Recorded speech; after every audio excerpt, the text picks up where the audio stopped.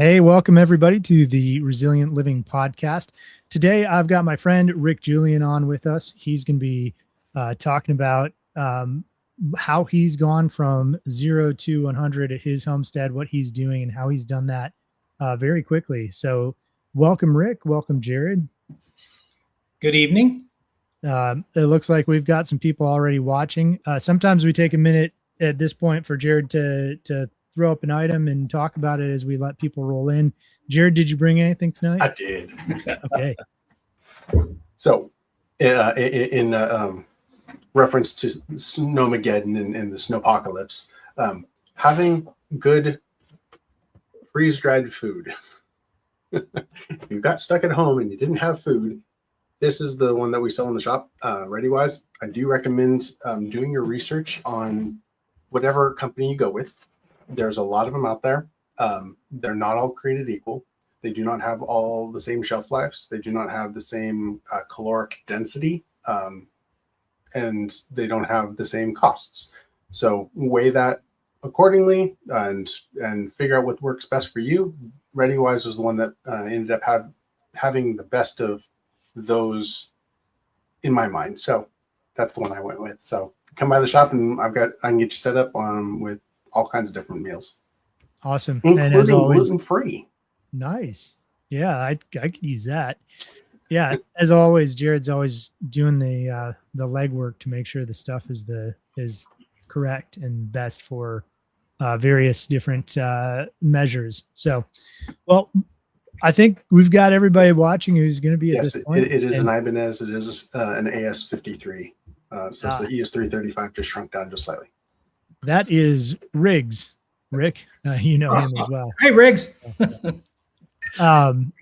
So we are going to talk about how you've, built up your homestead quickly and some of the things that you're doing because you're doing some really cool stuff.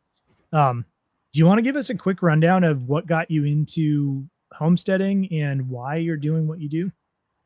Okay. I don't know, probably 5 years ago, it looked like the economy wasn't doing very well, and there was just a lot of disorder in society. And we lived in Chattanooga and in the city, and had gunshots going off outside our house and hoodlums in the middle of the night. And then one Sunday, a guy climbed in my car when I stopped to get some cash at a cash machine. And we just had enough of the kind of woke environment in Chattanooga and thought it'd be a lot safer out in the country. And so neither my wife or I had really ever done anything like this before. So it was kind of a city boy gone to the country at 68 years old and had a blank sheet of paper in terms of the property we had. Yeah. Tell us a little bit about, generically what you had to work with property wise to get started. Okay. The home we purchased was a newly built home on 5 acres. And it's a narrow lot in the scheme of things, probably 120 feet wide by forever long. Sure. And the area with essentially no trees was, I don't know, 1.5 acres or something. I mean, the house sitting on it, and then out behind the house where it was just clay, and being it's Wilson County, had lots of cedar. There were cedar trees around. And so you had the shale or the rock and clay. And that's what it was. Yeah. And would you say, what do you have under cultivation acreage wise? Do you have kind of I would guess 1 acre. I mean, I would guess at most. I mean, you've seen it. It's probably less than 1 acre. Yeah. I'd guess 0.5 acre, honestly. Yeah. I mean, I wouldn't be surprised. And, I just built gardens as I had time and made sense. Yeah. Okay. So where did you start? What was your first thought? And then have you adjusted your thought since then? Okay. Good question. My wife is a visual person and she likes things to look good. And it's like, and she was fully on board with doing this. And it was like, if I'm going to live out in the country, I want it to look good. So Sure. the first thing we needed to work on was the patio area off the back deck, to have it pleasant, so that if we got stuck out here, we had a nice place to be. So with that, I did two things. I hired. I got introduced somehow to a consultant out of Knoxville area, who came over and helped me with some of the homestead thinking. And then we hired like a landscape architect to build, because we had no sidewalks, and so we got hardscape. We built a hardscape patio and a hardscape walkways out to the front and that kind of stuff. But using both of their ideas, we were able to have the nice patio area that we could entertain on, or we could enjoy, and then design the gardens to be as close to the house as possible. So as I originally talked about stuff, he was going, no, you want to be able to walk to things, and not have things so far away that you just don't do it, or you would. Yeah. And so that was a big deal of thinking about, how do I get some high value garden area, and that's where I built some raised beds, 4x8, with the cedar. We have Grant Cedar Mill somewhat near us, so I went and got cedar, and we built 1 foot high raised beds, and fenced that in to protect it from deer and rabbits and such. Sure. Before I started building other ones outside of that. Okay, cool. So you started with one smaller garden area and some aesthetics and landscaping, which personally I think is overlooked a lot of times in design and in people thinking, because they're thinking, I want to produce food. Right. And so sometimes the aesthetics get overlooked, and they're important. Yeah, to design. You want to be happy in your yard and in your life. Yeah. Yep. Well, and that's an interesting kind of point, is that I would say over the last 2 years, out working in my gardens, the ability to walk around, or to be on my hands and knees digging in the dirt, and to be able to look around and go, hey, this feels good. It looks good. It's pleasing. And there's a sense of accomplishment, with that. That's quite different than the like white collar stuff I did, flying around and being in audit committees and boardrooms and what have you, to be out there digging in the dirt and being close to making, producing something, and adding value back to the world, and through this little property, and proving that if this old guy can go out there and grow all this food, way more than I can eat, and giving it away, and and trying to think about what are some really valuable things that are easy to grow. So like initially there was a lot of sweet potatoes, because those are with the raised beds, just using dirt and compost and hay and cardboard and wood chips, doing the whole no dig garden approach is what I used everywhere. It was easy to plant those items, and then onions too. Lots of onions. Yeah. So I think you started, I know, using some amount of more conventional fertilizer, at least to get off the ground. And you've switched more towards some other things. Do you want to talk about how you did that switch and how you've kind of managed? You also expanded and contracted a little bit and made some changes as you went. Is there anything you would do different about that, or would you kind of do the same thing largely over again? That's what you said is true. And, the So if we go back 4.5 years ago, for anybody on here that might remember, there was lots of concern about supply chains and would we even be able to get fertilizer? And I didn't know any better. And plus, I had red clay and rock to work with, and figured, okay, I went out. I still have bags of fertilizer that I bought 4.5 years ago that I'm not using because after a year, I cut the amount of fertilizer I was using probably by 75%. And by year 3, I only used a little bit, and that was for corn that I needed the nitrogen because the corn just wasn't going to grow without it, and or without it with what I knew. And then this past year, year 4 for me, I used no fertilizer, and so I think the soil has built up from the wood chips, clean hay, and mushroom compost. I did have a big truck of mushroom compost dumped sometime year 2 or something, and so I've added that to it. I had some compost piles. That takes a lot of work, and I didn't have as much time as maybe I would have liked to build big compost piles. I have that now, and we could talk about that later if you want. But sure, yeah. So I kept adding gardens. So especially like in the spring and the fall, the spring mostly, when I was so anxious to get outside and do something, I would say, "Oh, let's just extend this bed, another 25 feet." I had my brother-in-law had a guy at his office who had a small tractor, a John Deere 125R, I think, a pretty small tractor that he wanted to sell. So I bought his tractor and was then able to use that.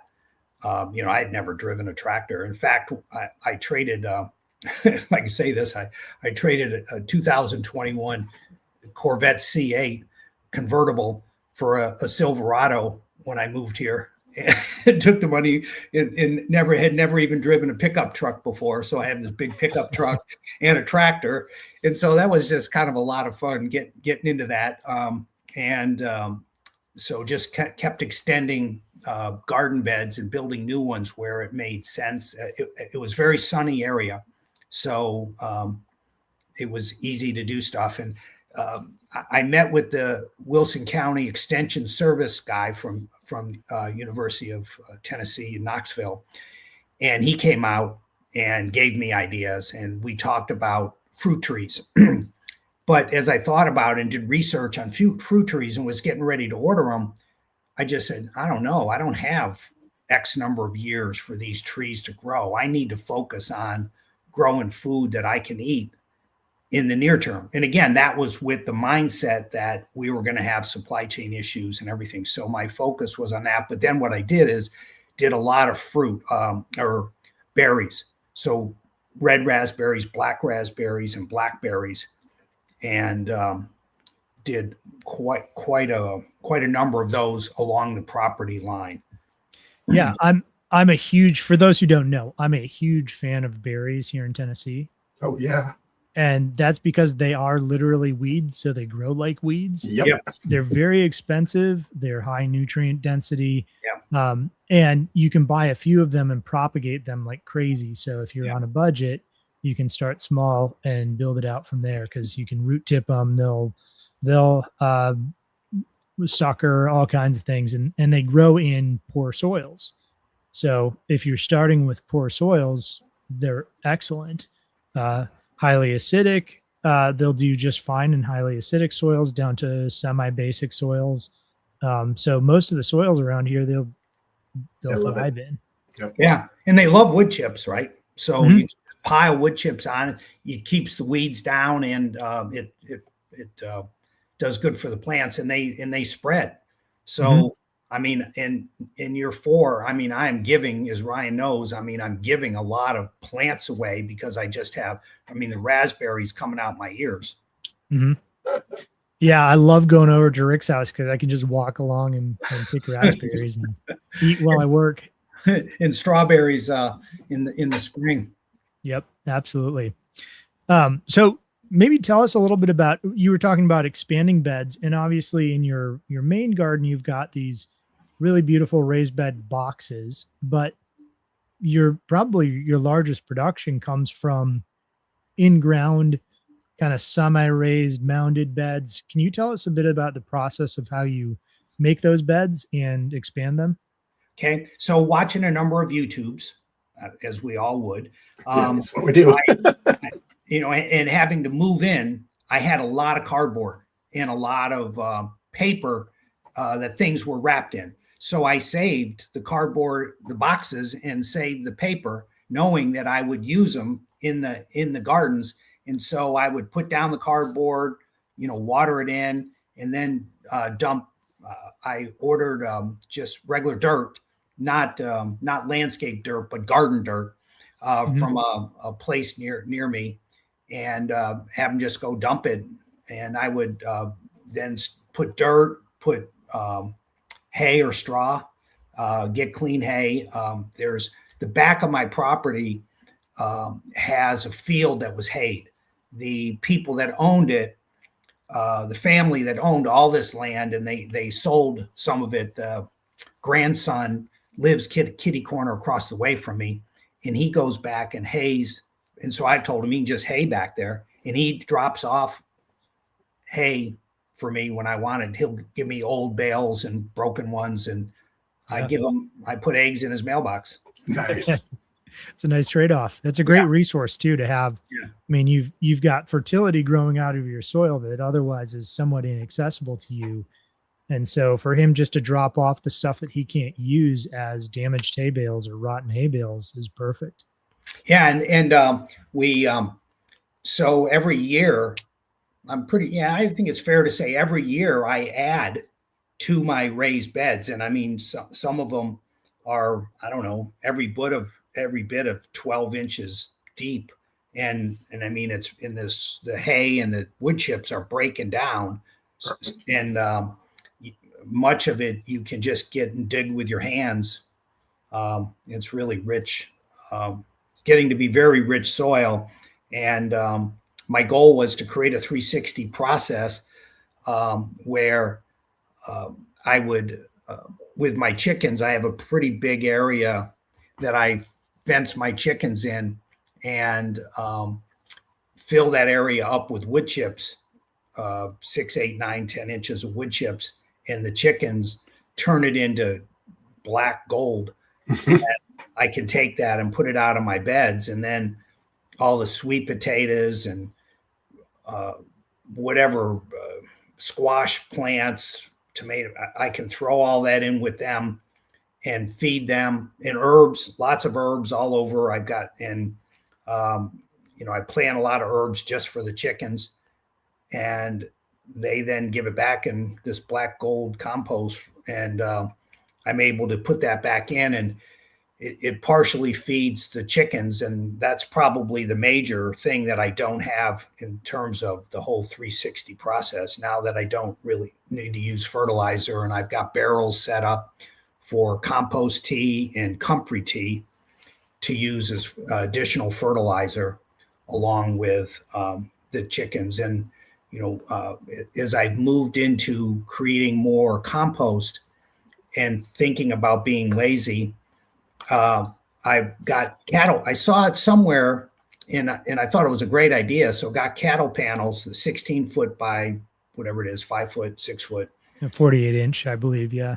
4 foot. And I rounded them. Mm-hmm.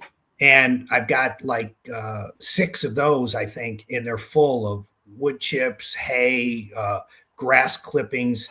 I was very fortunate in that one day a guy just pulled in my driveway and said, "Hey, you need anybody to cut your grass?" I mean, I didn't even have a lawnmower when I moved here. Oh, no. And I go, yeah. And so he, I get charged $60, and I go, I can't buy a lawnmower and keep it maintenance for whatever, how many ever times he cuts my grass every year. Right. 20 times. And I'm doing the math and I'm going, whoa, this is way cheaper than doing it myself. Plus I'm not out there wasting my time cutting grass when I can be growing food. Yeah. Hey, I want to take a step back for a second and talk a little bit more about your chicken setup and how that integrates with your gardens. Because I don't want to gloss over that. I think it's really cool how you have things set up. And to give people just my like elevator spiel on chemistry and wood chips and chickens is because I don't think I've done this before on the podcast, and if I haven't, it's been a while, or if I have, it's been a while. But what you're looking for with nitrogen, which is what you're going to get from chicken poop, so nitrogen and ammonia, is you want that to bond with carbon. That's going to neutralize the nitrogen, neutralize the ammonia, get rid of the smells, reduce diseases, things like that. When you're dealing with wood or really any carbonaceous growth material, what you need is the end grain. That's that end of the wood chip that gets cut off. That end grain is where everything soaks in. And so you want as much of that as exposed as possible. And wood chips are like the perfect thing because they're literally being chopped across that end grain. And so they're going to absorb all that smell, all that gross. And as they do that, the nitrogen that's being mitigated, all the smells and things are being mitigated by the carbon. It's breaking down the carbon, and the carbon is turning down into is breaking apart, and all that nutrient rich wood is breaking down into its base elements. And so now that can go back onto your garden as a bioavailable. And so that's what Rick's talking about with the chickens, is that, you know, let the chickens do the work for you. And so and chickens want to dig. So if you throw wood chips in there and they poop on them, they're going to dig all that in, and over time make this kind of slow, super rich compost that's going to really benefit your garden. And like Rick said, it lets you be really lazy, which is huge. So, so you've got that section. Exactly. So you've got the run, where the chickens do that with the wood chips. What's how many chickens do you got? I have 18 hens and a rooster right now. I mean, I started with probably just six hens, and just can't help but keep adding. And then before a year was out, a fox killed all my chickens, and so I had to start over and built and had a 6-foot fence built around it. I guess a bobcat could jump over it, or a mountain lion, but sure. It'll keep most things out. But having all those wood chips in there has really been great because it's reduced all the mud too. My property gently slopes down, so the water is going to run from the house back into through the flat area where my gardens and open area is into the wooded area. But it would create mud piles in where the chickens were. So now by filling that up with wood chips, I don't have that issue. And what I think we found is that while I thought it would take a year or year and a half for those wood chips to break down, I mean, they break down within a season. I mean, you got to rake the top layer off, but then underneath that, you've got some really nice soil. And so I don't know, it's probably 32 by 32, kind of a square rectangle. And then in the back, I have a double gate that opens up into what I call a chicken garden. And I took 100-foot, I think it's 100-foot Premier One 4-foot fence. Not I don't electrify it because I just let the grass grow up around it. But I use that to keep the chickens. They can jump over it if they want to, and every once in a while they do. But then out there, I plant herbs and comfrey, and I've got mulberry trees now growing out there, and I've got a nut tree that they like. I think it's hazelnut, and lots of elderberries. Ryan was good enough to give me or trade me a number of elderberry trees. So around the chicken coop with a 6-foot fence, I've now got elderberries growing up, and it provides shade for the chickens and gives them some entertainment jumping up to eat the elderberries. Oh, yeah. Yeah, I love that little chicken garden where you can let them out and you can plant different things so they don't destroy it. It's not bare ground. And you can kind of get different things popping up at different times of the year.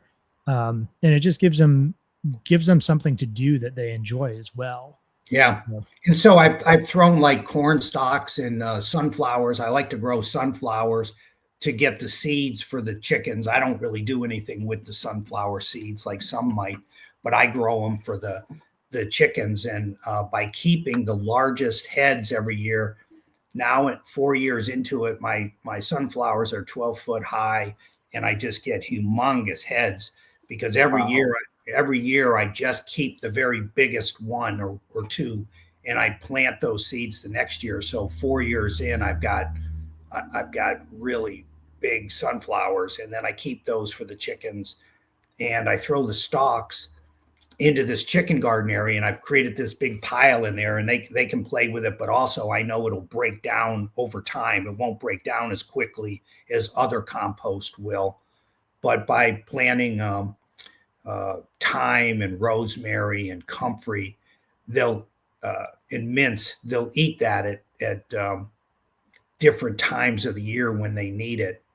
And then also I have it. And what I just found the other day, I didn't know this, but chickweed. One of the chickens was sticking its head out the fence and was eating the chickweed outside the fence. And I go, oh, wow. I'd never really I think it just started growing where it was this year. And so now I just go out and pull handfuls of the chickweed and throw it in, and they just attack it. And in the spring, it's yarrow. Yarrow is the first herb to really come up in the spring in quantity. And they just love that yarrow when I go pick the yarrow and throw it in the coop area. Yeah, sweet potatoes too. They seem to, Yes. when you throw those in, they really go for them. They like the red ones with the white center the most, so they'll go after those the first. And I grow the Tropicino squash, which are the long Italian zucchini squash. I mean, I grow a lot of them because I give those to the chickens. And this past year, I actually had some success with pumpkins. And I just give those to the chickens. And I found a nursery that had pumpkins going bad, and they would just call me, and I would go pick up all their bad pumpkins and just piled them up. And every day I'd give the chickens one, and that worked out well. And I guess another thing I'd say is, at the beginning, if I had to do some things differently, like you asked before, I mean, one thing is getting, if you've got the resources to do it, and I was blessed to have this, but I mean, I got on the wait list for a well to be dug, because I mean, that's sometimes pretty difficult to do. But it took me 5 or 6 months, and I had a well dug. And I would tell people, you've really got to think about where you want the stanchions and pay the extra money to have water run wherever you want it at the beginning. Before you go building stuff, you have to undo. Right.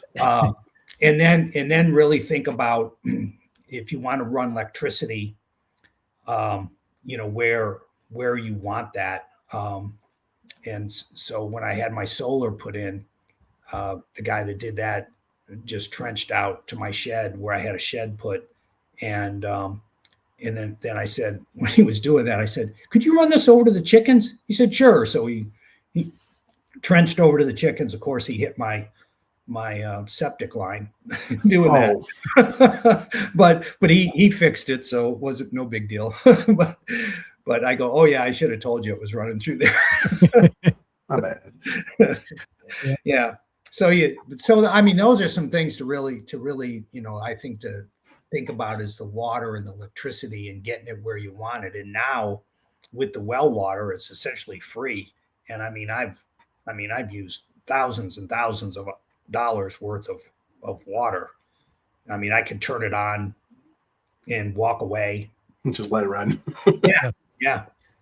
Well, in permaculture, there's things you do in order, and water is the absolute first thing you think about and address on a homestead before you do anything else. Then it's access, then it's infrastructure. So you're right. Water is always the first thing you think about, is how do you get water where you need it? How is water running across the property? where's it going to flood? But water is always the first part of that design and of that systems thinking. Yeah. Well, and Ryan, as you know, I think if I could go back, knowing what I know now after 4 years, I would do more of the, I lost the word. What is it? Function stacking? No, the direct in the water where we wanted, and oh yeah, like swales or other waterworks. Yeah, I would design it with swales more so that the water would run into the beds. It's not terrible the way I have it, but I mean I have water that runs off down in down my property that could be running into the raised the no dig gardens now and could be captured there that isn't. But so that's swales is something in directing the water that would certainly be something. But I mean, I was drinking from a fire hose with it was coming in with no knowledge and just kind of having to learn from making mistakes. Yep. But I think one of the things you said is access. And so really thinking about, okay, I had a little gravel driveway built out to put a shed, and figuring out, okay, you want the shed close enough to the house, but far enough away and close enough to the gardens and, having to kind of figure some of that out, but then making sure there's room for trucks to come in, whether it's, me with my Silverado dropping off bags of feed for the chickens or buying hay or whatever, or straw. The dry straw is really good for the chickens at this time of year. But also the drill trucks. I mean, these triaxle. I mean, if they're going to come drill for a well, it's a big freaking yeah. And then finding somebody to do wood chips.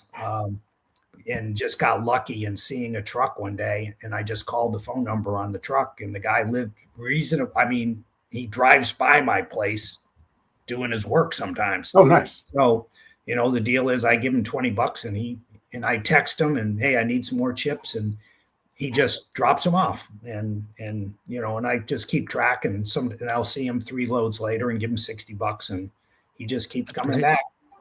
Yep.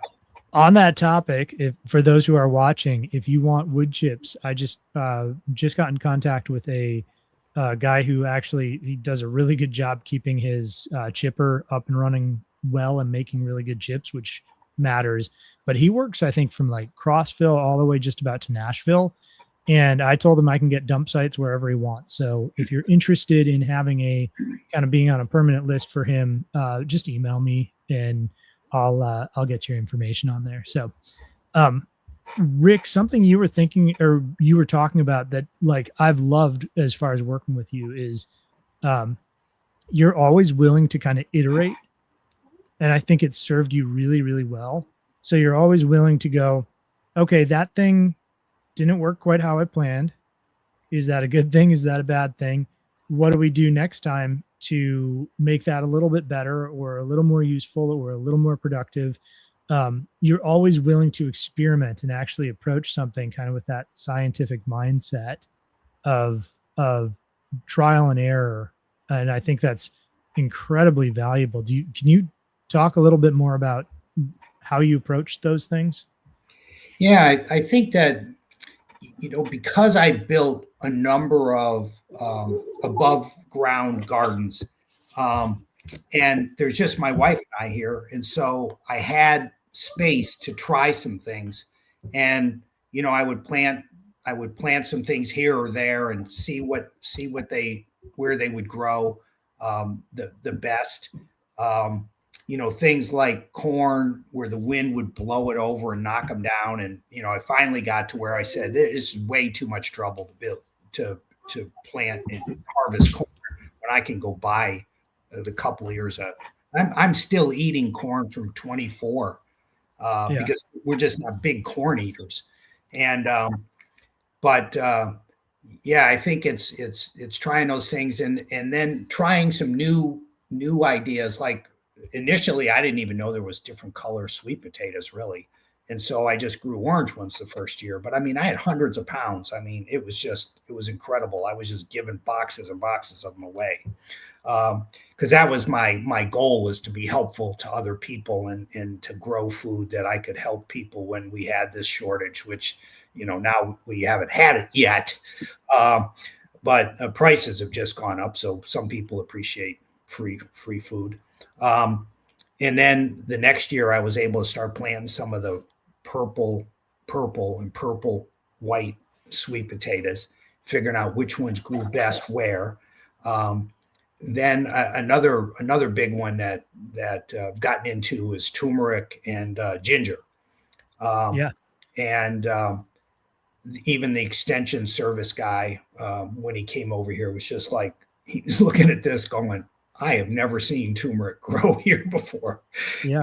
And so I can't even, I know what it was. I was down in the Panhandle one winter, maybe the second winter we were here. We went down there for a little vacation, and at a farmer's market, there was a lady there that had organic turmeric, and she did all kinds of things with turmeric. So I got talking to her and bought some turmeric mama bulbs from her, a dozen of them, and planted them. And then they grew. It worked. I mean, I built a bed specifically for the turmeric after talking to her.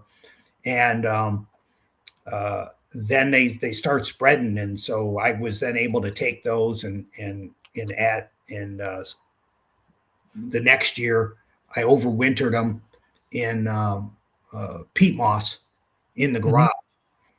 And I got it some of it got too damp and they rotted. So I lost any number of them that were near the bottom of the big pot that I had them in, the big container. So I learned a little bit about damp doesn't mean wet. And the next year, then I had more. And then I said, this is a pain in the butt to dig these all up and overwinter them. And they just take space and worrying about keeping them damp. And so I said, well, how about if I just leave them in the ground and I'll cover them? So I put wood chips and hay on it and threw a tarp over it. And the next year they came up, and because it's at about 50 degrees, they start dying back in the fall. Yeah, their leaves, everything above the ground. Yeah. So the ones that came back very nicely. And then the next year, which would have been for this past growing season, I had some in the ground in the winter of 24 going into 25 that I did not harvest in the fall of 24. So in 25, they had already grown up the 4 or 5 feet that they grow tall. And there would be rhizomes under the ground from the rhizome that I started with. And those plants are the ones that came up first. There's the ones I left in the ground over winter. And they got probably 7 feet tall. They were, I could walk in them and you couldn't see me. And I would suggest that it wasn't like year 1 plus year 2 turmeric equal twice as much. It was like 3 or 4 times as much per plant. So where you started out with one plant, I ended up with a clump that was of plants that were this big from one little piece of turmeric. And just, I mean, I had, I don't know, 3, 4, 5 pounds of turmeric per plant. It was ridiculous. That's insane. Yeah. I'm not finding it at the moment, but I have pictures of one plant that we pulled out from this fall. Yeah. And so what are the particular growing environment that obviously you figured out what it takes to flourish? So how's the setup? Like sun, soil?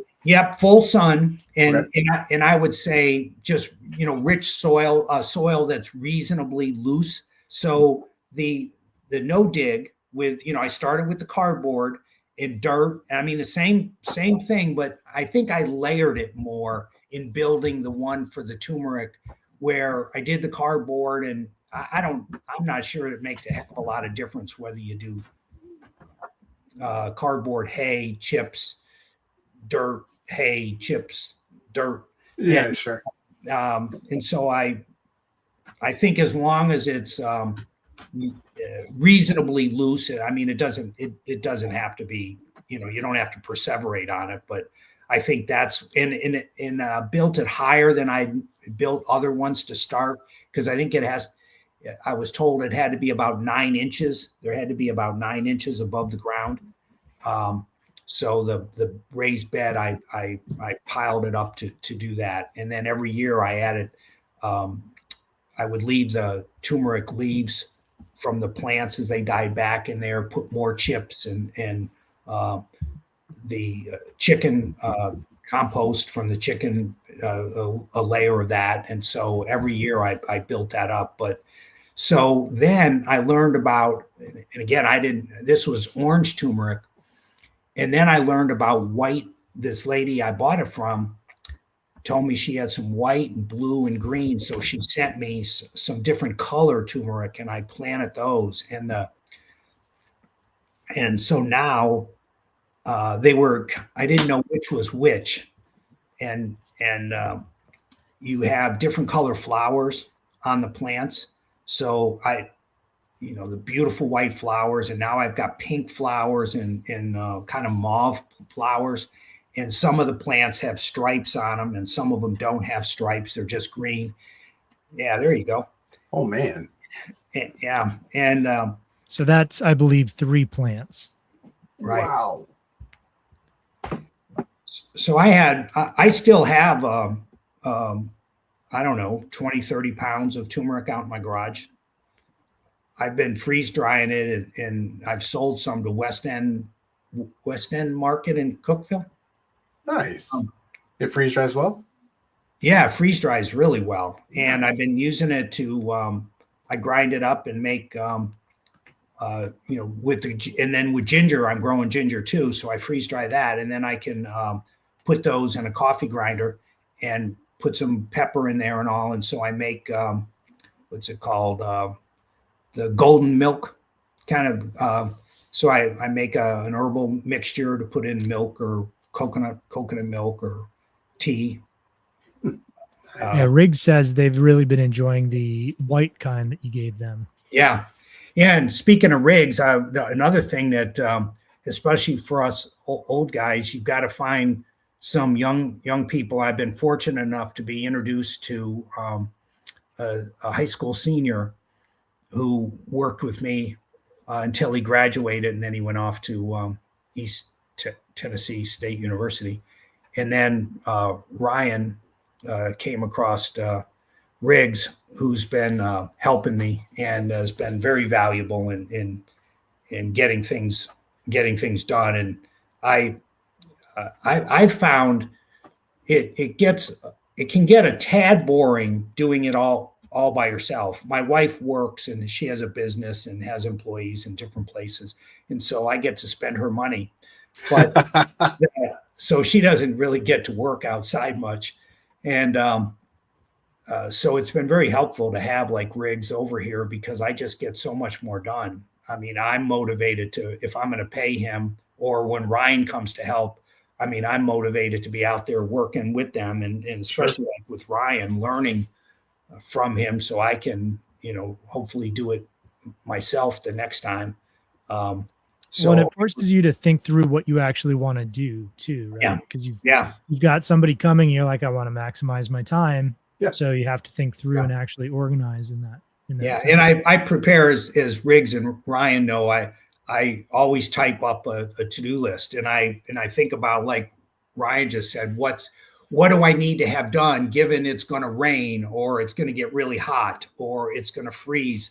And so what are the things I need to get done now? And I'll create a priority list, and we can start at the top and work through it. And I'm just pretty good at kind of organizing things that way, of putting bullet point lists together and organizing it. That's just kind of how I think anyway. Yeah. So one of the things that I think is interesting about what you're doing and how you're doing it is that, there's a spectrum that I think of between, I've got a lot of time, but not a lot of money, and I'm bootstrapping it to, I've got, less time, but more money, or even maybe more time and more money, but less time to do it in. I have less of I want to get this done more quickly. And there's this kind of spectrum between those. I started on I've got more time than money, and just kind of grunt labor was okay on my homestead. You were kind of on the other side of that spectrum. Do you want to talk about how you see that, or how you think of that, and how you prioritize? So, because you can throw a lot of good money and have nothing to show for it as well. Yeah, I'm glad you brought that up, because I mean, I know I'm blessed in having that, but also we thought about that in terms of what we bought and how much we spent for it, and to have the money to have some extra money to get things going, and to be able to buy the berry plants, and also we had a sense of urgency. I mean, we just didn't believe that things, the economy would keep going. Now, I mean, we'd say we've had COVID, and we've got inflation, and now we got what's going on in Minneapolis, and it's not over. But I thought that it would have been, we were in more of a hurry, so I had to spend probably some resources to get some things done quickly, and getting beds built, and getting going out and buying tools, and buying fertilizer, and kind of stockpiling a few things. So I think that's, and I think thinking about, okay, I want to have some food, and what is it that would work, and what is it that is easy to do, or that we would like, or we would eat. And so, sweet potatoes, onions, green beans, tomatoes, peppers. I mean, we're kind of the really high things, I think, on our list. And so there was a lot of focus on getting the beds prepared for those, and figuring out how to do that in that first year, and getting the berry plants in. And what I basically found is you don't really get much out of the berries in year one. But boy, in year two, if you treat them right, and I don't know if, Ryan, part of where you might have been going with that is, I mean, I had the mindset that this wasn't a one and done, 1 year and done, and thinking, okay, I'm not getting younger, and I need to do things. I need to, if I'm going to pay money for something or invest in something, it has to be something that will hold up and will make my life easier. And I think it's like the stanchions of running those to different, like right now, I wish I had a stanchion on the other side all of them are kind of from the road on the left side of the property. And I wish I had one on the right side, on the other side of my fenced in garden area, or the chicken area. But, I don't. But so I think it's thinking about what kinds of, so I'm, you wouldn't be running hoses all over. So right. You just think about, what can I do to make my life easier. And as I put the effort into doing the beds right, I would say probably adding more chips, more dirt, more hay, and doing it again in the fall before I tarp them, thinking, okay, I'm going to tarp these and see if it keeps the soil warmer and lets me start two weeks earlier the next year, in buying the tarps and what are they called? Silage? Silage, yeah. Silage tarps. Roll of silage. I mean, that was heavy and expensive. And, I mark it every year. I fold it up and I write on it where it was, where it came from, so I can put it back the next year. I don't know. Is that, and, having the tractor to be efficient about things. And then eventually, I think about this time last year, I was talking to Ryan and saying, "Gosh, I wish I had a greenhouse." And he goes, "Hey, well, I've seen some on YouTube or on Amazon," and so we bought $120 greenhouse on it and ordered on Amazon, and Ryan put it together and followed the directions and said, "Oh, this doesn't work," and he figured out some ways to make it better, and it's still, yeah, there you go. And so, yeah. so a year later, it's still standing. It's some of those rolled up things don't stay very well anymore, and but some of the netting is all tore up, but fundamentally works. And we I think that's another thing is like I put these got these black bins you can see on the right hand side there, and I didn't line them up. I put them in different places, and we ended up having to move them all so that we could get 6 of them, I think, inside that greenhouse. But that was a learning lesson that to really think about. Okay, if you've got to cover things for the winter, or you're going to get an early frost or a late frost, and you want, and all you've got is one night of cold weather, and to be able to throw some plastic or something over your bins or your beds, you want them lined up in a way that you can do that easily. Yep. Yeah, and with that greenhouse, I mean, for $100 to $160, depending on size and type that you want, even if it lasts you a couple of seasons, it's a worthwhile investment if you know what you're doing and what you're using it for. But if you assemble it the way the instructions tell you to, it's going to be in your neighbor's pool the next hard wind. Yeah. In fact, I had a neighbor saw it. I say neighbor, it's kind of on the other side, a couple big lots, down, and he got one and built it, and it ended up in his pool. Yeah.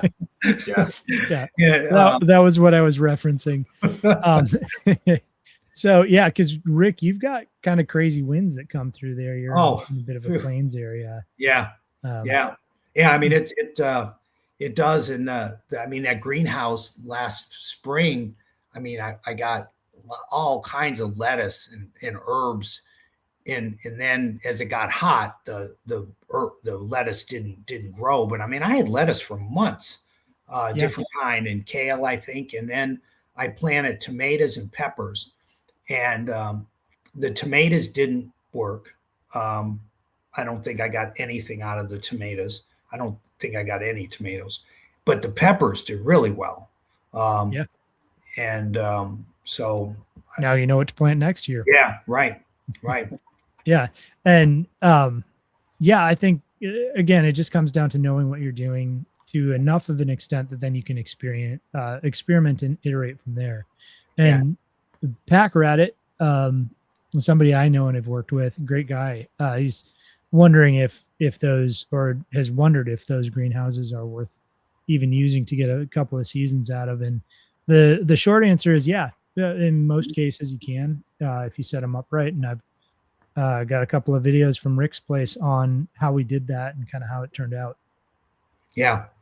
So far I would say, definitely if you want to extend your season and you want to have some, lettuce that, and I did it in those black bins that are 2 feet or whatever off the ground. So it reduced, it makes it easier. So you're not bending over all the time, but also it helps keep it away from rabbits, but it doesn't prevent it, but helps in that way.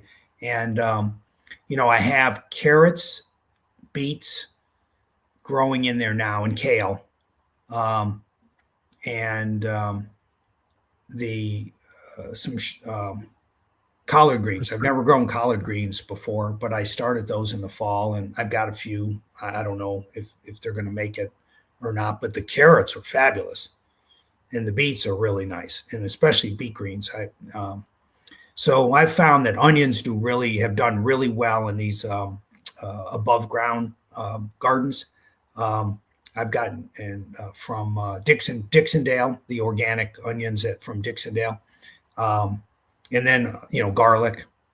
Keen. I use Keen garlic, I think is the company name, and I get potatoes and organic potatoes and garlic. And I think about my gardens now as beyond organic because of the quality of what I do with it, and what the seeds or the products I buy, and then the soil not having any chemicals in it. And so that's done really well, and I've expanded over the years. Every year I add more herbs. So thinking about, and I've made some tinctures and some salves, and then I tend to trade a lot for that because one of the things that I found in anybody doing this that produces much in the way of produce is, I mean, it's from 9 to 10 at night in the summer, right after picking strawberries. You pick 5 pounds of strawberries in the morning, and then I'm processing it at night. And so, yeah, I mean, thinking in terms of how are you going to can this or freeze it or dehydrate it or freeze dryer, which pieces or all of them are you going to use? And I've at times gotten overwhelmed and behind, and stuff just goes bad. I mean, I'll have a basket of tomatoes or peppers, and I'll just end up having to give them to the chickens because I just don't get to them in time. Well, I've benefited from some of that personally with you having stuff sitting around that needs to be processed. I'm like, take some. Help me out here. Right.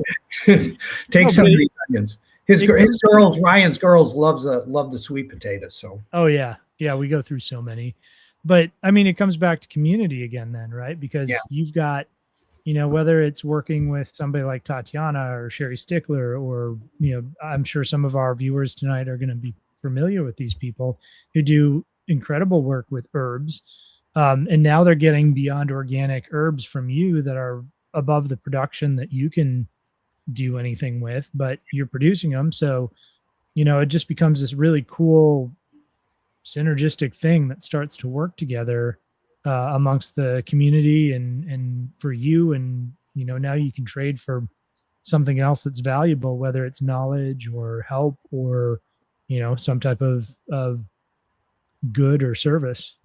Yeah. And I'm glad you brought that up because one of the things I would also say to people is getting connected with a group. So like I'm pretty connected with the Upper Cumberland Mutual Assistance Group, and and Brad then started one in Spencer. Yep. And I've gone there a couple times, but I was involved in Chattanooga before. I got connected down there, and then when I moved up here, Brad invited me come over to Cookeville, and it's that group has made a huge difference, being able to ask questions, and people who've done this before and the ideas that they have given me. I mean, I wouldn't be, where I am today without, by, having that initial consultant giving me some ideas so I didn't mess things up too much to start with. And then, connecting with Ryan somewhere along the way, but, and then being able to trade these people and, come up with stuff. Like one of the ladies I was talking to one day when I wanted to make a salve, and I had comfrey. I was going to do comfrey and St. John's wort for pain and neuropathy kind of stuff. Mm-hmm. And I was going, what else could I put on it? And I was talking to her on the phone just before I was getting ready to do it, and she goes, and she goes, I wonder about turmeric. And I go, oh yeah, that's a great idea. And so I went out in the freezer and got some of I'd cut up some pieces of green or green and bluish turmeric, not the orange. And I had a bag of it. And so I just threw the bag in with the comfrey and St. John's wort, and multiple people, at least 5 that I know of, have tried it and said that it has taken the pain, their arthritis or whatever it is, away. And so somehow came across, have stumbled on this very, very good salve And so that's got me growing more St. John's wort and, given and, like I say, trading turmeric or some of the other herbs. I'm trying to think of one that I bring sherry every year a couple times. What is the name of that one? Is it skull cap? Yeah, the skull cap. So Mhm. I've been able to, and then she gives me a couple little bottles of skull cap tincture, and but I've been able to bring big bags of it down with the flowers. So I wait for it to flower and cut it down, and it'll grow back twice a year. And the comfrey, I can get 3 cuttings, and if I'm kind of really paying attention, maybe get 4, but can't get too much comfrey. I just bought some other comfrey, and I didn't need to, but I said, you know what, this will be convenient, and I can get maybe a different variety.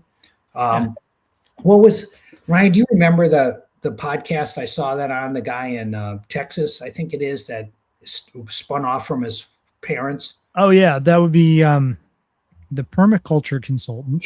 Yeah. William Bond. Yeah, and then his parents they sell comfrey, if I'm remembering right, piece of roots. Billy Bond from Permapastures sells comfrey. Yeah, so I thought it'd be interesting to get maybe it's a different variety, maybe it's not, but I want to have more comfrey because I want to make the comfrey tea for the fertilizer, and also to feed more of it to the chickens. And then there's a couple types of comfrey tea that so I want to be clear here, because there's the FDA never do it, you're gonna get, I don't know, liver cancer or something, comfrey tea, which you would drink or ingest, and I actually make that. So far, no liver cancer. But what you're talking about is basically a fermented spray for your garden. So you shove. Do you want to explain it, or do you want me to kind of run it down? Yeah, I mean, there's as far as I know, there's no exact formula, but I go cut the comfrey leaves in the stems, in the flowers, and I cut them back down to an inch above the ground or whatever, and I stuff them in a 50-gallon blue barrel that I have strategically located so that it's closer to where I want to spray. And I fill it up with the plant, and fill it with water, pop the top on. And Sherry had told me about a powder that I bought, and I can't remember the name of it right now, but I have some, and sprinkling some of that in, it helps accelerate and give more power to the fertilizer. And then after it bubbles up, and it stinks like the dickens. And then it's ready. And so I'll pull the slimy comfrey out and throw it in the gardens, and then put a pump in there and spray it on the. I made the mistake last year of spraying it on the turmeric plants when they were maybe 4 foot high at the time.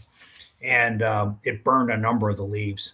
So I had probably used it. Well, first off, I shouldn't have sprayed it on the leaves at that time or at that strength. So you can dilute it. So what I was doing was taking like a 5-gallon bucket and scooping it out of the 50-gallon one, but maybe only filling it halfway, and then fill it with fill it with water somewhere else and pour it on the gardens. And then I got, I guess, smarter about figuring out how to do it with the hose, and being able to spray it, dilute it, and put it on the gardens. So I don't know, Ryan, you probably can add more context to, do you dilute it 2 or 5 times? And I guess a lot just depends. Yeah, it depends on what you're using it for and how concentrated you made it in the first place, like how many leaves you used to how much water. Typically speaking, if you're going to put it anywhere where it might be getting on leaves, you're going to want to dilute that usually around a 4 or 5 to 1. And then, if you're spraying it directly on the ground, you can usually go straight, but You don't want to overpower it because you can actually kill off microbes because it is a pretty hot fertilizer. So we've got a question here from Little McClanahan Farm, or Riggs here, and he was asking about where you can get comfrey. There's actually quite a few answers to this question. You can get it from somebody like a Billy Bond, Permit Pastures. Another guy more locally is the Lots Project. He's over near Camden. He's a great guy and would love having you support him. And then, you're just down the street from the farm that I work at a lot, and we've got something called True Comfrey. So there's a few different Bocking varieties, Bocking 4 and 14, which are hybrids. And I've got a True Comfrey, which will reproduce by seed, and the others are sterile. But there's benefits to each. And if you want some, I'm happy to give you the True Comfrey. And if you want the other type, you can either get it from Rick or buy it from somebody else as well. So yeah, I was going to say, you can just get some for me. We'll dig up one of my plants and cut it up. Because the root, you just need 2 inches of the root, and you've got feet of root under one plant. Yep. So we've got a question here. Do you grow ginger the same way you grow turmeric? The answer is yes. The one thing, the ginger's more temperamental. My experience is that you've got to plant ginger later, or it'll freeze, or it'll get burnt back by cold weather, and you have to start it inside.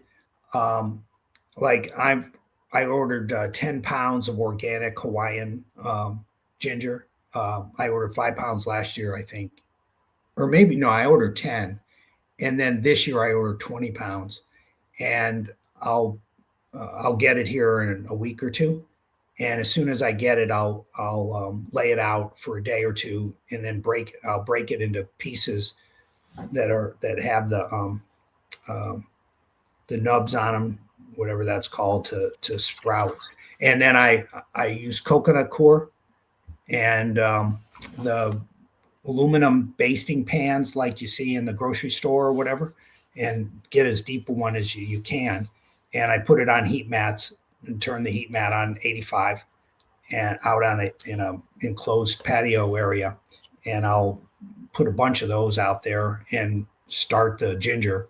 And in February, as soon as I can, the ginger, they pick it at the end of December, and they have to let it sit for a month, essentially cure, before they ship it out.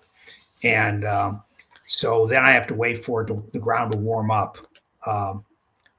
to where the nights are above 50 is what I would say, thereabouts to plant the ginger. And the other thing I learned for both ginger and turmeric is to plant them further apart than what you might read or see on a YouTube, where they might say 9 inches, and I would suggest planting them a foot apart, because they expand under the ground, and you want room to walk between them, maybe. Mm-hmm.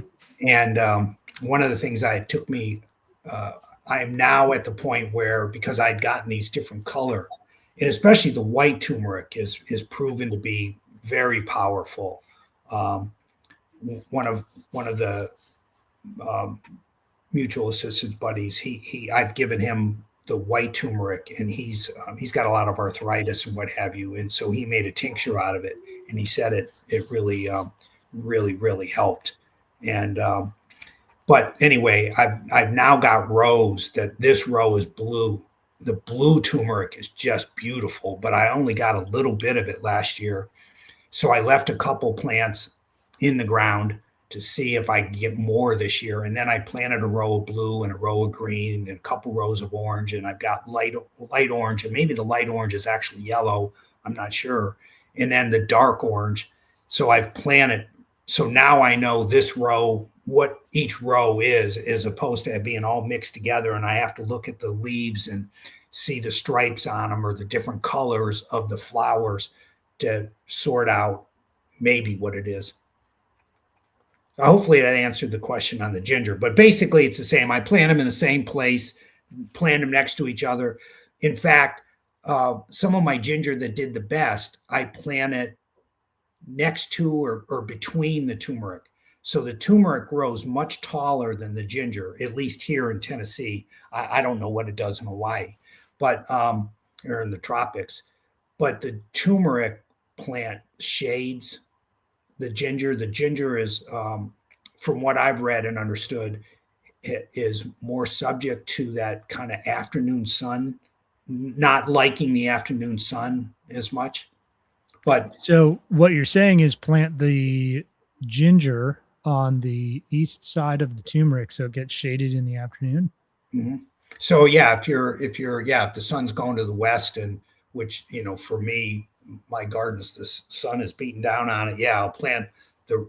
I left a couple feet of space between some turmeric plants, and then I planted the ginger in down 2 rows in between the turmeric, Yeah. and then they Yeah, just cool.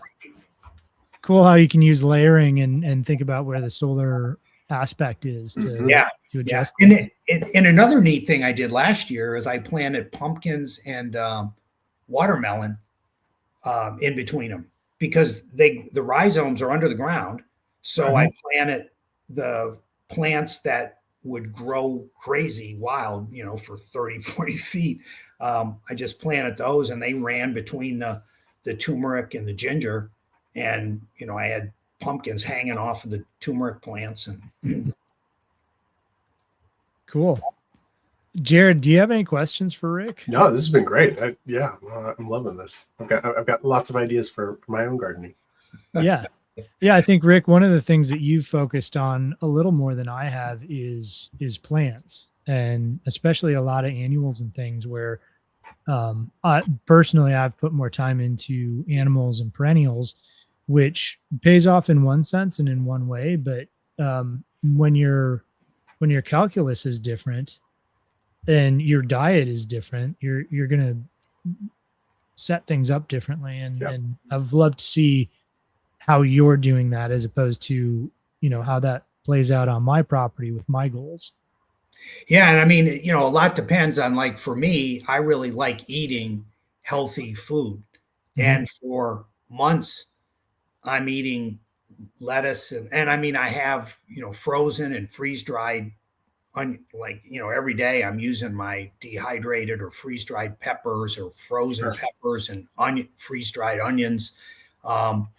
And during the spring, especially, the big salads, with all kinds of different lettuces, or radishes or carrots and beets, and the beet greens. I love the beet greens with the onions. So they come in about the same time. And so it's great making big pots of that and then freezing it for the winter. So as you say, eating healthy and things, it makes me think about, you put a pretty big initial investment into what you're doing. And if you're measured in food costs saved from the store, you're not going to get that money back most of it. Nah, I don't think I'll get it back in my lifetime. No, but I bring that up to say, like, as far as quality of life, health, quality of food, how would you rate that investment?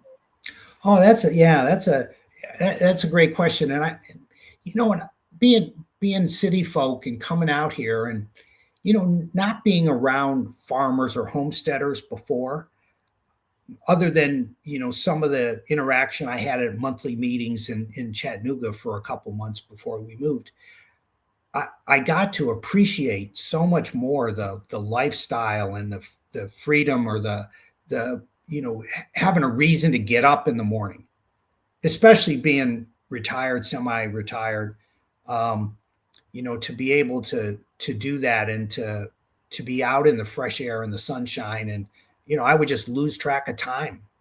And my wife would be out there yelling at me to get me to drink water, because I would just, forget, and I needed to, and then, you just get the schedule going to where you get up at when the sun's starting to come up, and, you quit at 9:30 or 10 when it gets too hot, and then again, I can't go out at night because I've got to be out there. I've got to be out there when the sun's starting to go down at 6 o'clock and work till 9 or until it's dark.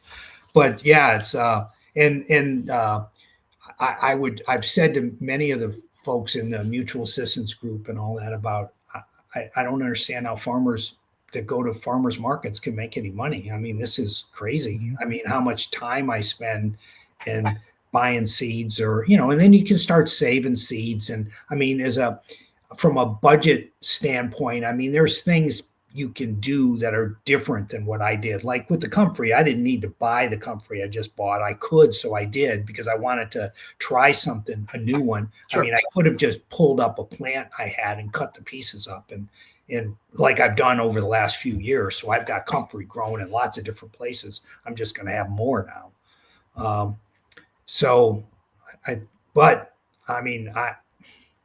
Except for avocados, I have little reason to go to the grocery store. Mm-hmm. That's a good reason, though. And I mean, I buy from folks in the group, whether it's cows or chickens or pigs, so I have that in my freezer. But almost all the vegetables and fruit, I mean, I'm literally still eating 2024 berries every day. Yeah, for lunch. That's a good problem to have. Yeah. So I had a freezer full of 25. I mean, I've posted out there. I need to sell some or trade it. I mean, strawberries are going to be in a few months, and I've got 100 pounds of strawberries from last year in my freezer. Oh, goodness. It's a real problem to have. Yeah. And now you're running out of freezer space. Right. Yeah. But, some of that is like, doing this. And one of the things that I wanted to mention is where you get to a point, if you do it right, you get to a point where you have a little more time and you can start thinking about what's important in terms of whether it's helping other people or whatever. But Monty Fritz is running for governor in Tennessee this year, and he's very, conservative, Christian, constitutionalist. And I said, I need to do something. I'm called to help and to make a difference. And I've seen this lifestyle and saying where these globalists are going are going to destroy our ability to do this and take away our rights and liberties and freedoms. And so I've been able to, volunteer in his campaign and get real active this year. And I think he's going to resonate with this community and I think veterans and others who want more freedom. And so I think in the homestead and the putting the property together in a way that with this regenerative thinking, it's going to take care of itself. And I'm not going to have to spend time fertilizing and even watering as much, right, Ryan? Mm-hmm. Should, these raised beds with the wood chips and all are going to hold the moisture. And I figured out which plants we like, what things we like to eat the most, so I can focus on just growing those instead of growing some things that I know won't do as well or we don't use as much, or, instead of having 20 tomato plants, I know I can have 10 and it'll provide plenty. Right. Yeah. Sometimes paring down to what is appropriate, you'll actually get better production, higher quality output. And more spacing between the plants to get more air, between them. When they're little, you go, I can plant them close together, and then they get big and they're climbing all over each other. Oh, yes. Yep. So this was, when you mentioned Monty Fritz, this was kind of what came to mind from me as well. Because I remember seeing, we have a mutual friend, Bradley Bleedsdale, who's got a pretty significant raw milk operation. And the first time I saw something from Monty Fritz, it was him guzzling some raw milk from Bradley. So. Yeah, Brad gave him a half a gallon, and he goes, "Oh, can I just drink this?" And he says, "Yeah, but only if we can take pictures." And he says, "Yep, yep." So Back Reddit had another question here. Do you have a biggest unexpected challenge that you've come across with your planning? Wow, that is a great question. You know, I would say that it's the amount of time, the effort in processing, growing it. It it happens, but then all of a sudden you've got all these tomatoes or all these peppers. You got to deal with all that, and you're just going. I mean, you run out of daylight, and then, like I say, it's 9, 10 o'clock at night, and the family may want you to do something else, and you're going, I've got all these beautiful strawberries. I'm not, I did all this work to get them here. I'm not right? I've got to, clean them and cut the tops off and freeze them or freeze dry them or Do something with them. something. Yeah. Yeah. Processing and preservation are a whole nother end of the spectrum. Yeah. Because I can grow plenty of food, Sure. right? But You keep it? you got to Can do you use something it? with it. Yeah. So I think unexpected, I think that's a great question and way to ask it is I think the unexpected part was just the effort and the thinking about where to put stuff. And my house has an encapsulated crawl space, which is heated and cooled, and it's good in some ways, Sure. but I can't leave things down there once the heat kicks on. Sure. I mean, so it just gets too warm. Yep. To save the onions or potatoes or You have whatever. to dig a root cellar. Yeah. Yeah, he can't. It's limestone. It's limestone. Like- Never mind. Like no less than a foot underground, it seems like. pretty much. Yeah. So, Yes, you do above ground and you bury it. Yeah. there you go. That works. Well, Rick, I've really appreciated having you on, hearing a bit more about your story, how you got started. I knew a good chunk of it, but it's always good to be reminded, and hopefully everybody at home has enjoyed your story as well. Yeah. And if any questions come up, people can get a hold of me, and I'll be glad to help somebody out, or think about it, and kick things around. But so I'm able to share hopefully back with people. I still ask questions about. I asked today about somebody about chickens. Do I have to bring the chickens fresh water? Because it's even though I have submersible heat pump and what have you, the cups freeze and the nipples freeze, and will they eat the snow? Is that going to be sufficient? So that was a question I had today, and I was told that while they will eat the snow, it's really good for them to have the water. So I have to cart a bucket of water out, to them, which is not an issue, but it's kind of part of what you do with a farm with animals, right? I mean, Yep. Yeah. so much easier than, I don't have goats and sheep and all that. I think if I was younger, I would have probably had part of the property fenced in and had goats or something, but it just wasn't. It wasn't something I thought I could do at my age. Yeah. Well, knowing your limits is valuable. Yeah.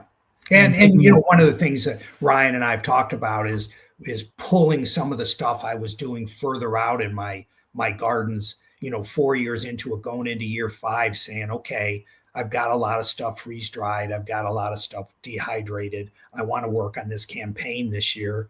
So how can I pull some things closer Sure. to the house and be more thoughtful about doing things? Like I had a lot of asparagus and dug up some of the asparagus because it's just not, it takes up a lot of time and room, and it's great for a few weeks, but it just wasn't kind of worth the space it was taking.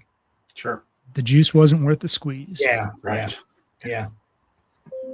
Excellent. Well, I think that's all of our questions that we have for Rick, and we've covered a lot of ground tonight. So that was great. Well, thank you everybody for being here. Rick, you don't really have a thing to sell, or you're just doing this out of the kindness of your heart, right?